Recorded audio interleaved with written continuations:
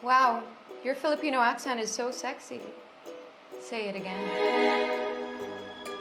Toothbrush.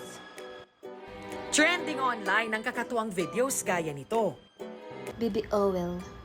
kung saan pinapakitang Filipino accent sa pamamagitan ng pagbigkas ng English words. I give you more. Sige nga, pasample nga mga kapuso. Diabetes. Deodorant, Tissue. biscuit, Sauce.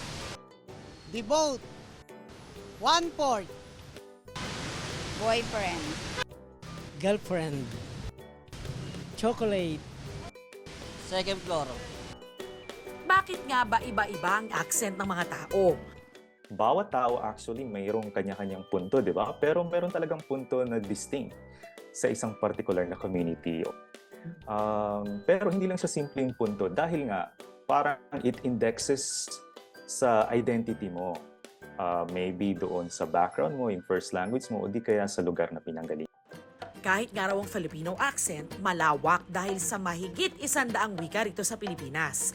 Kaya normal na magkaroon ng iba't ibang punto o paraan ng pagbigkas ng mga tao. Depende kung saang lugar galing at anong lengguwahe ang nakasanayan nilang gamitin. Pero ang realidad nila sa lipunan, kahit ang punto o accent, minamata. Hi, this is Ron. How can I help you today? Ang call center agent na si Seo talagang inaral kung paano magsalita ang foreigners na bahagi raw ng kanilang training. Hindi raw ito naging madali para sa kanya dahil hindi naman Ingles ang native language niya. Dapat daw tandaan na hindi dapat nililibak o hinuhusgahan ng anumang punto. At ngayong buwan ng wika, dapat nga raw iangat at ipagmalaki ang lahat ng wikang Filipino kasama na ang ating punto. I think dapat nating tignan yon na magandang bagay kasi the fact that we are manifesting different accents, ibig sabihin buhay na buhay yung diversity ng mga wika natin sa Pilipinas. I love you.